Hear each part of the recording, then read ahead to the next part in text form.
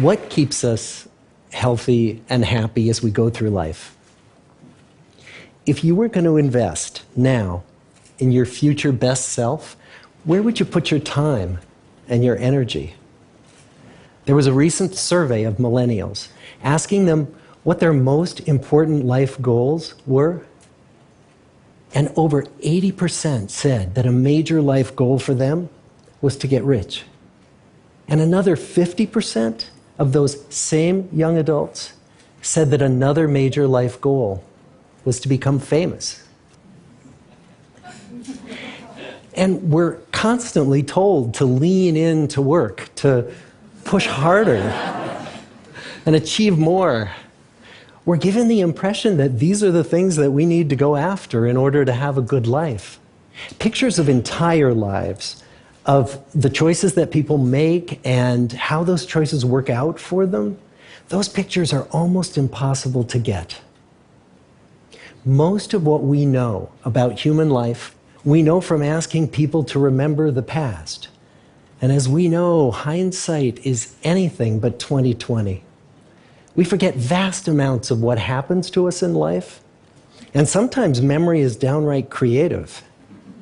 But what if we could watch entire lives as they unfold through time? What if we could study people from the time that they were teenagers all the way into old age to see what really keeps people happy and healthy? We did that. The Harvard study of adult development may be the longest study of adult life that's ever been done. For 75 years, we've tracked the lives of 724 men. Year after year, asking about their work, their home lives, their health, and of course, asking all along the way without knowing how their life stories were going to turn out. Studies like this are exceedingly rare. Almost all projects of this kind fall apart within a decade because too many people drop out of the study, or funding for the research dries up, or the researchers get distracted, or they die, and nobody moves the ball further down the field. But through a combination of luck and the persistence of several generations of researchers, this study has survived. About 60 of our original 724 men are still alive, still participating in the study, most of them in their 90s. And we are now beginning to study the more than 2,000 children of these men. And I'm the fourth director of the study. Since 1938, we've tracked the lives of two groups of men. The first group started in the study when they were sophomores at Harvard College. They all finished college during World War II, and then most went off to serve in the war. And the second group that we've followed was a group of boys from Boston's poorest neighborhoods. Boys who were chosen for the study specifically because they were from some of the most troubled and disadvantaged families in the Boston of the 1930s. Most lived in tenements, many without hot and cold running water. When they entered the study, all of these teenagers were interviewed, they were given medical exams. We went to their homes and we interviewed their parents. And then these teenagers grew up into adults who entered all walks of life. They became factory workers and lawyers and bricklayers and doctors, one president of the United States. Some developed alcoholism, a few developed schizophrenia. Some climbed the social ladder from the bottom all the way to the very top, and some made that journey in the opposite direction. The founders of this study would never in their wildest dreams have imagined that I would be standing here today, 75 years later, telling you that the study still continues. Every 2 years, our patient and dedicated research staff calls up our men and asks them if we can send them yet one more set of questions about their lives. Many of the inner city Boston men ask us, "Why do you keep wanting to study me? My life just isn't that interesting." The Harvard men never asked that question.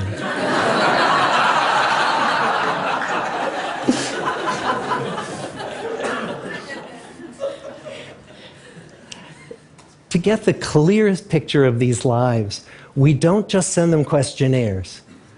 We interview them in their living rooms. We get their medical records from their doctors. We draw their blood. We scan their brains. We talk to their children. We videotape them talking with their wives about their deepest concerns. And when, about a decade ago, we finally asked the wives if they would join us as members of the study, many of the women said, "You know, it's about time." So what have we learned? What are the lessons that come from the tens of thousands of pages of information that we've generated on these lives? Well, the lessons aren't about wealth or fame or working harder and harder. The clearest message that we get from this 75-year study is this: good relationships keep us happier and healthier, period. We've learned 3 big lessons about relationships. The first is that social connections are really good for us and that loneliness kills. It turns out that people who are more socially connected to family, to friends, to community are happier, they're physically healthier, and they live longer than people who are less well connected. And the experience of loneliness turns out to be toxic. People who are more isolated than they want to be from others find that they are less happy, their health declines earlier in midlife, their brain functioning declines sooner, and they live shorter lives than people who are not lonely. And the sad fact is that at any given time, more than 1 in 5 Americans will report that they're lonely. And we know that you can be lonely in a crowd and you can be lonely in a marriage. So the second big lesson that we learned is that it's not just the number of friends you have, and it's not whether or not you're in a committed relationship, but it's the quality of your close relationships that matters.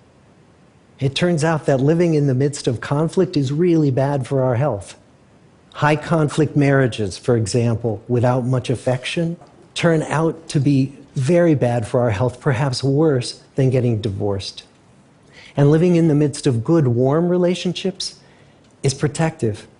Once we had followed our men all the way into their 80s, we wanted to look back at them at midlife and to see if we could predict who was going to grow into a happy, healthy octogenarian and who wasn't.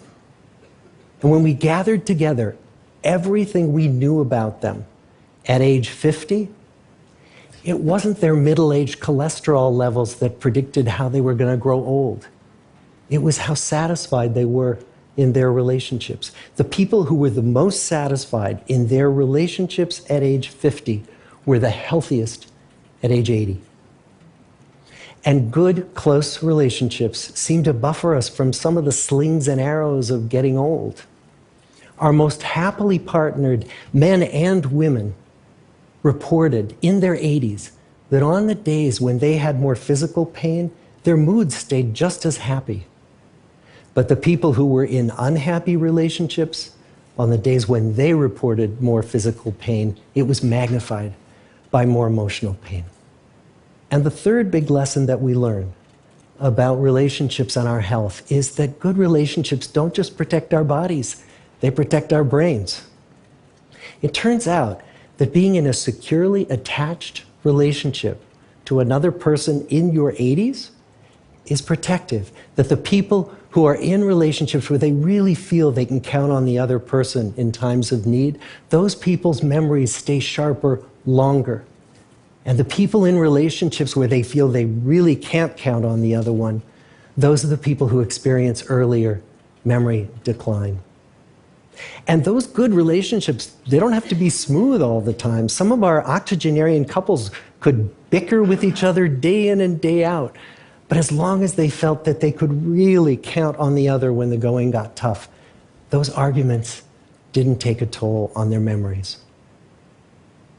So, this message that good, close relationships are good for our health and well-being, this is wisdom that's as old as the hills. Why is this so hard to get and so easy to ignore? Well, we're human. What we'd really like is a quick fix, something we can get that'll make our lives good and keep them that way. Relationships are messy and they're complicated, and the hard work of tending to family and friends, that's not sexy or glamorous. It's also lifelong. It never ends. The people in our 75-year study who were the happiest in retirement were the people who had actively worked to replace workmates with new playmates.